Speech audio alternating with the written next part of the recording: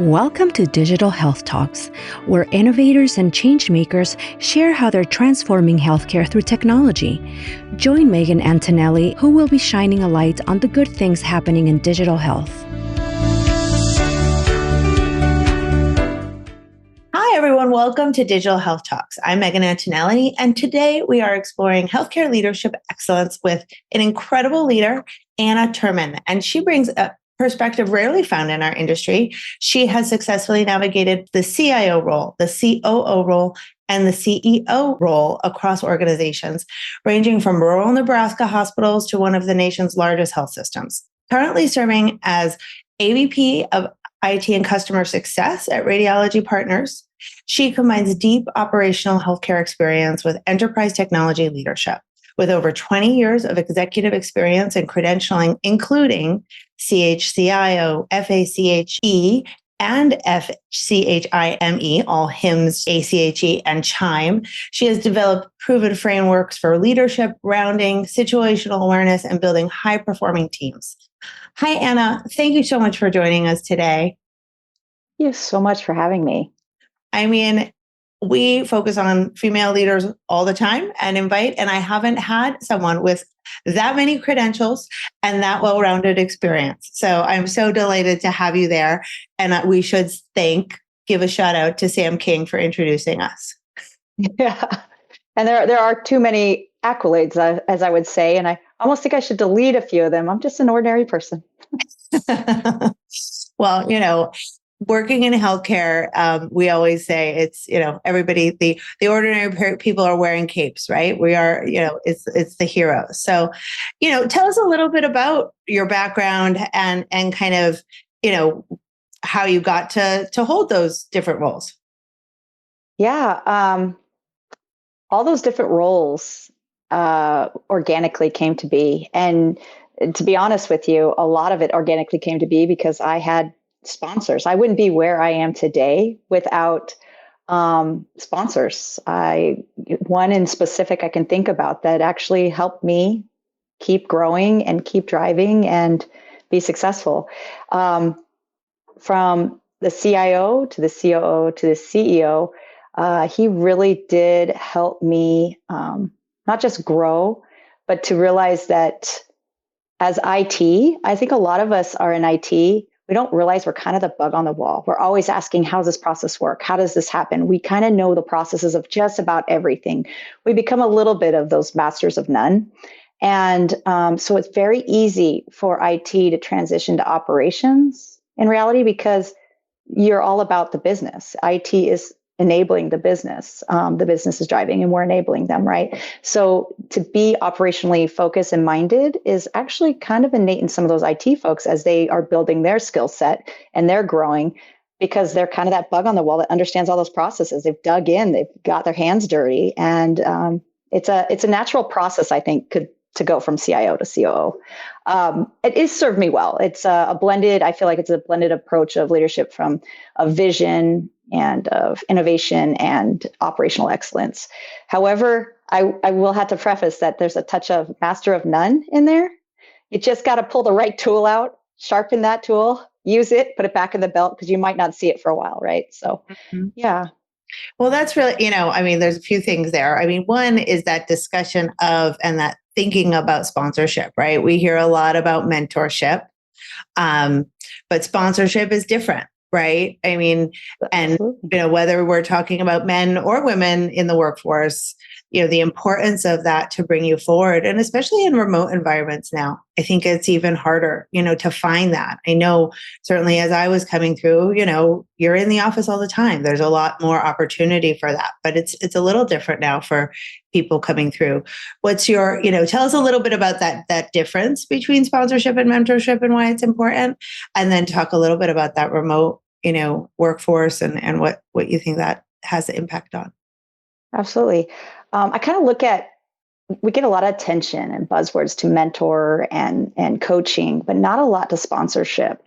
But mentoring and coaching are critical. They're part of the whole scheme of growing, right? From my perspective, though, for mentoring, it's structured and it's very time consuming for both parties, right? And I thrive in less structure. I thrive in chaos. If you can imagine, I'm high energy and thrive in chaos. And so I actually took a different approach for mentorship. I picked out and created my own advisory council when I was very young in leadership. When I was a CIO, actually 20 some odd years ago. And what I did is I picked out people in the industry and outside the industry. I went even to for both private and public, and healthcare and finance. And I would find someone, so CEOs or CIOs or COOs or CFOs, I would make sure I just mix it up a lot. And I would find one that would hold me accountable to be a dreamer, hold me accountable to be, the person that's my opposite, say, hey, let me help you grow thought process wise, grow outside that box.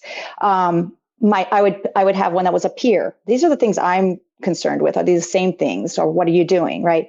My wild card was a commander, had command of a base in the Marines, and she was incredible. And she was my wild card because I would put something out there to her and soundboard something off of her, and it would always come back. I could not guess. Like, it was outside of what I would have imagined she would come back with. So you have to have that person that's also going to challenge you. And also one of the most important ones is the paragon, the person that's, that excellence, that model of excellence, someone, is just, kicking butt and taking names. Right. And so you have to have each of those. And so I would come up with an issue or a problem or something I needed to soundboard, and I would select wisely to those that could answer or help me think outside of the box, or help me, be that wild card to, just take the risk. Right. But when it comes to that, you do these things and you grow and you take on, how do I say, like, stretch goals. Right. But if you don't have a sponsor, which is critical to all these mentors and coaches, but if you don't have a sponsor, there's not somebody advocating for you, someone who's guiding you or providing advice. They go beyond that, actually, but it's the risk taker. So you're going to find your sponsors in the risk takers. So you're going to have to, how people say, go and find your helpers out there. I say, go and find the risk takers. I'm personally, if there's some tests out there, I pop up at about 97% risk taker. Now, don't get me wrong, I'm a risk taker, but it's calculated risk. It's informed risk. I'll take that risk, but I'm calculated and informed first, right? But you got to find those risk takers, because what it is we're investing in that person, right? We're saying, here's a stretch goal, go after it. I'll help guide and help support you in whatever means, but go take initiative and go far, go fast. Fail hard, fail fast. And those are those opportunities for people. They need to raise their hand and say, I'm going to take these stretch goals. I need someone to sponsor me. I want to grow. I want to move. I want them to see something. I want them to see that I don't just have a cape for A, B, and C, but let me show them I can go outside the box, and I can show leadership, or I can show, project management to the excellence. Right.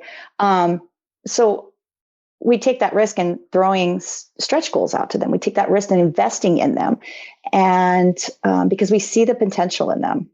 And so I think that's why we don't see as many sponsors, is there's a lot more risk to it. Because if I say, Bob is amazing at A, B, and C, we need to invest in him, or we need him to grow into the director position, or we need him to look outside his strengths, or outside of just radiology. Let's take him and move him to ancillary. What is it that we can help them do, right?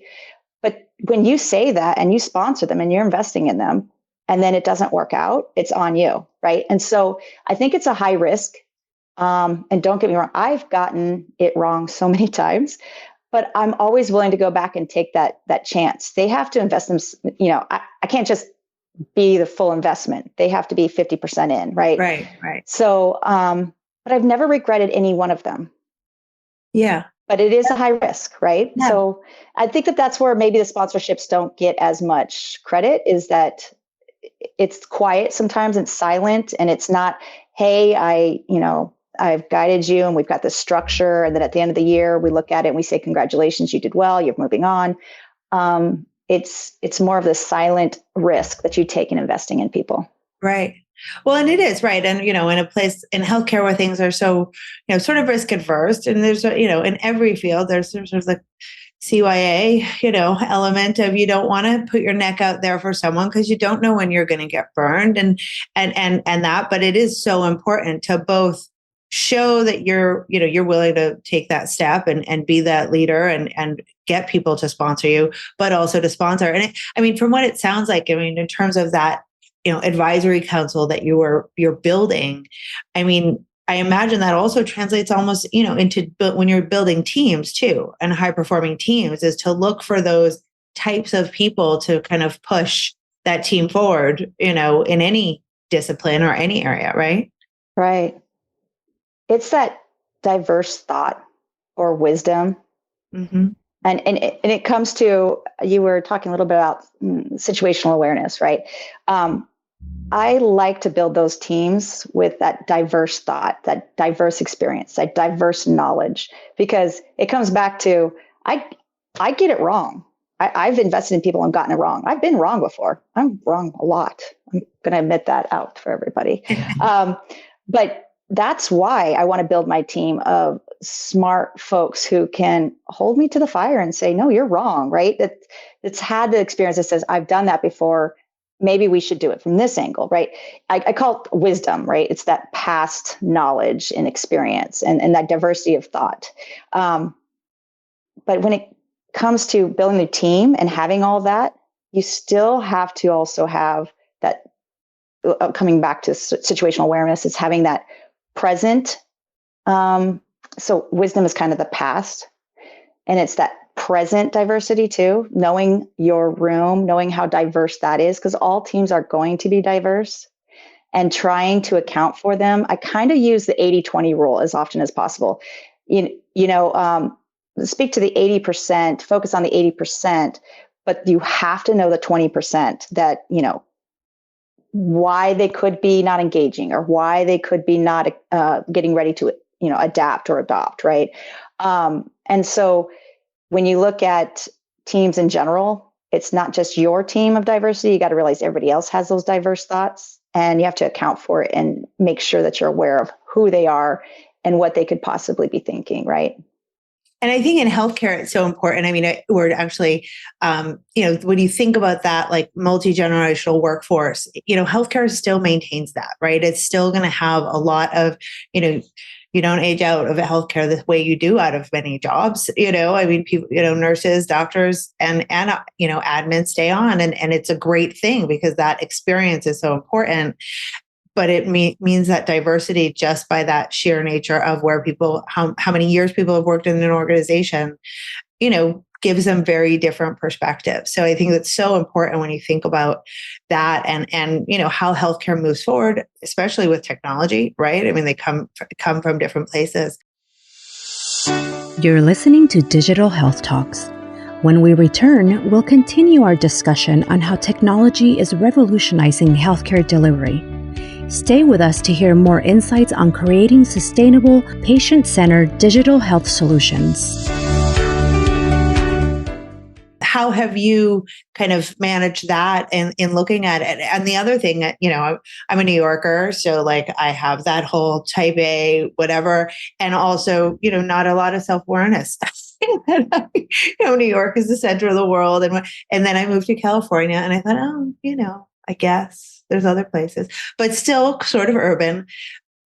But I always, as I get more exposed and educated and, grow some wisdom, you realize like everybody comes from very different places. And of course, you've worked in Nebraska and other areas. You've had, managing different healthcare organizations. So that kind of diversity. So what's some of your experience around that you think, especially as we look to, this changing workforce, kind of matters in that?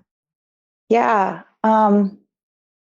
Honestly, I talked a lot about, that wisdom and the being present in the present, but it really comes down to, like you said, self-awareness. And a lot of that self-awareness is asking folks to be present in that moment, to soak in what's going on in that moment. Because a lot of our thoughts and feelings come from what's in the past or what's happening to us yesterday, we're still upset about something, or potential uncertainty of the future. Maybe their family member is sick and in the hospital. So there's all these things that could be impacting them. And it's trying to get everybody to be present in a meeting virtually is interesting. And when they have so many distractions, emotionally, mentally, work-wise, we go from chat to email to phone calls. It's incredible how we expect people to be present and well, right? I do a lot of rounding, so I connect with folks. I think that's really critical to deeply connect with them, and how I not just deeply connect in person, but virtually I deeply connect. I have regular, what I call pulse checks, or, most people would call them one-on-ones, but it's less structure. Again, I thrive in chaos, structured chaos. But I want them to have that time to just whatever's on their mind that they communicate with me. It's not me saying, hey, have you done A, B, C, D, and E? That should be done in meetings, right? That should be done in strategy or et cetera. In that one-on-one, it's what's on your mind today? What's going on with you? And a lot of the time I find out somebody has a back pain and they're literally having the conversation laying down on the couch, right? Or, they haven't been able to get up, right? Or, something from, let me tell you about my kids and their success today. I'm so excited. They're going to state track, right? It's all those things. And it helps connect. But the biggest piece is it helps build that trust with them that I want to hear about them. I'm listening. I'm seeking to understand them better so I can seek to understand how to invest in them, lift them up, and to be better in general. So I think that's a big thing when we're virtual. We're going so fast. We're so distracted that we're not in the present moment to remember that human being is a person on the other side who is maybe didn't get breakfast and they're hangry, or, maybe their kid just, got in a car accident. There's so many things. So many. Yeah, no, it is, it's an amazing, we're so highly distracted, right? And then we've added this layer of kind of distance and technology to it. And to think, when working in a health system, and there's a ton that haven't gone remote fully, and there's a ton that are trying to bring it back. But I went to, I think it was, last year it was the iMethods meeting, and they had Auctioner there, and that team, still a lot of them being virtual, and all the different things that they're doing to sort of stay connected and be connected. And again, that, it's very cultural in terms of how do you motivate people to come back to the office, even if it's for a short period of time, so that you can create those connections. And so that even the foundation for that listening and connection is there. But I love, that what you talked about in terms of rounding, and that importance of making those touch points with your teams and getting them engaged. Now, a little bird might have mentioned to me that you're also quite creative, and you have a bit of an artist as well. So not only are you an incredible leader, multi-talented, but you're also creative. And I bring it up because at Health Impact, we have been focusing on, you can see actually my backdrop is art that was made at our conference. And we talk a lot about kind of how art is medicine and art is healing. But I think also there's this connection piece. And as healthcare is moving to this sort of AI is coming in, technology is coming in, there's there arguably some dehumanization with this technology transformation. What are your thoughts on that in terms of both the intersection of kind of art as medicine, but also that, how to keep healthcare human? So I agree with the change. We are constantly changing, and we need to build resilience in folks, and we need to be creative to think fast. We're changing, let's say we implement, we're changing something, and it's this long process of implementing. But how do we start thinking quicker and thinking more creatively, right?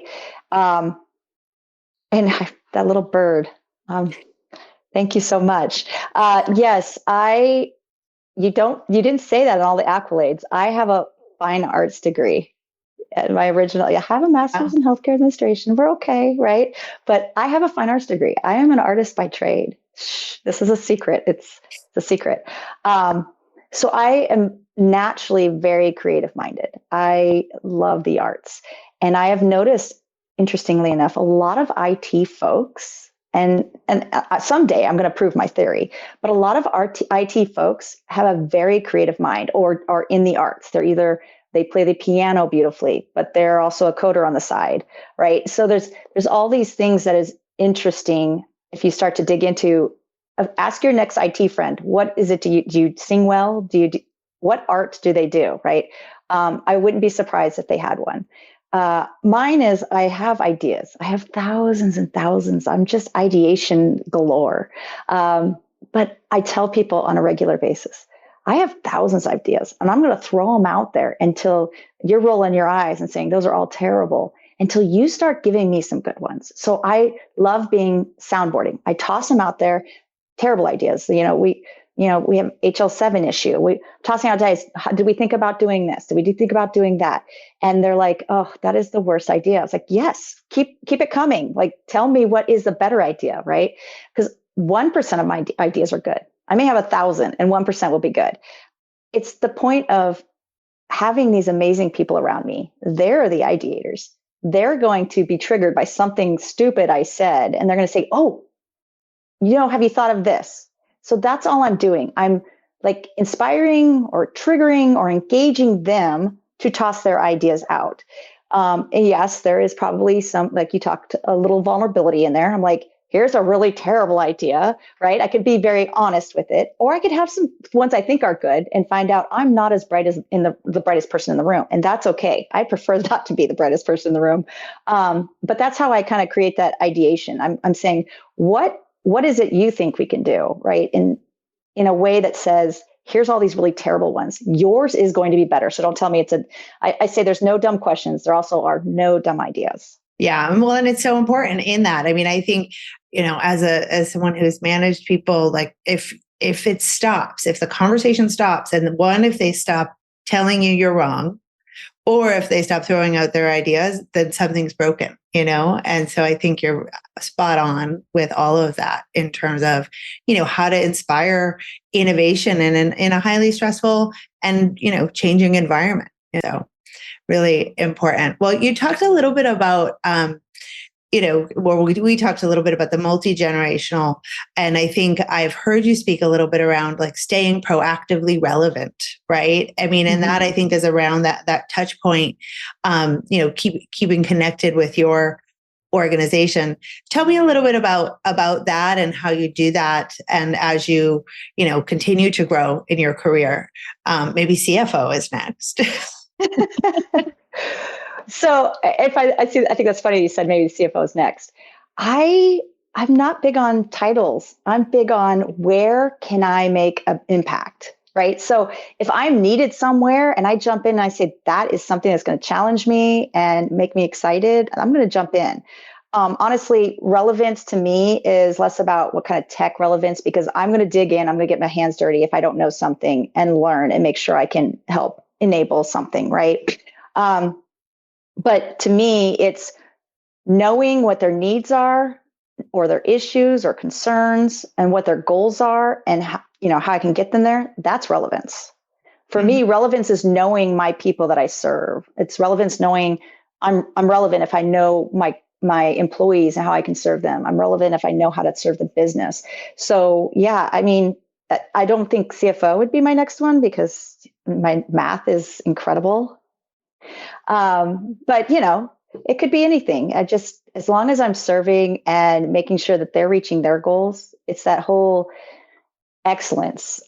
Yeah. My IT team isn't going to be a team of excellence if they're just delivering IT and implementing products, whether it's on time or, before. Maybe they're a great team because they delivered, before time and under budget, right? But they're not a team of excellence unless they're delivering their business partners or their customers or the business itself, their goals. So like the presidents of the hospitals, as a CIO, did I help them reduce their LOS days, right? Whatever their goals are, did we as an IT team, help them elevate themselves and achieve their goals? If they're not achieving their goals, then yeah, we're actually not very good at our job.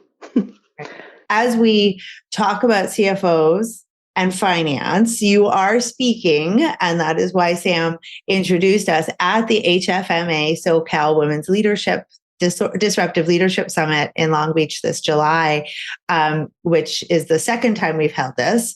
Tell us a little bit about what Sam has told you maybe you should talk about. Oh, I think he just pinpointed me as a disruptive leader because, again, I thrive in chaos. I love a good challenge. I like to, in any of my previous teams, past teams, current teams, you can ask them. I love to help them feel uncomfortable. So when uncomfortable happens, they don't feel uncomfortable, right? So when we have a crisis or an implementation, they're uncomfortable. They've been uncomfortable before, so I make them uncomfortable, right? Let's grow from the hard. Let's grow from the challenges. Let's grow from the stretch goals, And I'm going to be completely honest again. When he asked, I was like, there's much better people out there. There's so many amazing leaders. Critic again. I am. I'm my own worst critic because there's amazing people out there. And I personally believe speaking to art, I'm just a curator. I'm a curator as a leader. I bring all this beautiful artwork into a room and I give it, I do the research and I say, this is the purpose, the meaning, the impact, the outcomes. This is the beautiful presentation we have. So I'm just a curator. But I said I would do it because, again, it's uncomfortable. And I think there's better people. And I said, okay, Anna, you're going against your own, your own thoughts. Like you can't tell people to do something and not do it yourself. So I was like, okay, I'm uncomfortable, but I'll do it. So that's how That's how he got me. You did, and I'm so glad he did because I know you're going to be amazing, and it is going to be amazing, and it is a wonderful room full of sponsors and potential, mentors and sponsors, and lots of men and women coming together and talking about leadership in general. But what you've talked about today is an amazing kind of framework for what we'll talk about there, and I think it will be. I look forward to both meeting you in person, but also having you be part of that because it was a special event for sure. And I go to a lot of them. And while I always pretend everyone is special, they're not. Well, you're a beautiful soul. And I am thank you. It's been lovely having a conversation with you. So thank you for inviting me. Absolutely. I'm honored and, really excited to get to know you better and, introduce you to folks and kind of have, enjoy that time both in Long Beach, but otherwise too. But so thank you so much for joining us today. Anna, thank you for sharing your insights on leadership excellence and the power of sponsorship and practical frameworks for driving successful healthcare IT teams. And thank you to our listeners for being here today. Be sure to join us in July in Long Beach at the Women's Disruptive Leadership Summit and to meet Anna and learn more. Thanks again. That's Digital Health Talks, and this is Megan Antonelli signing off. Thank you for joining us on Digital Health Talks with hosts Megan Antonelli, Janae Sharp, and Shahid Shah.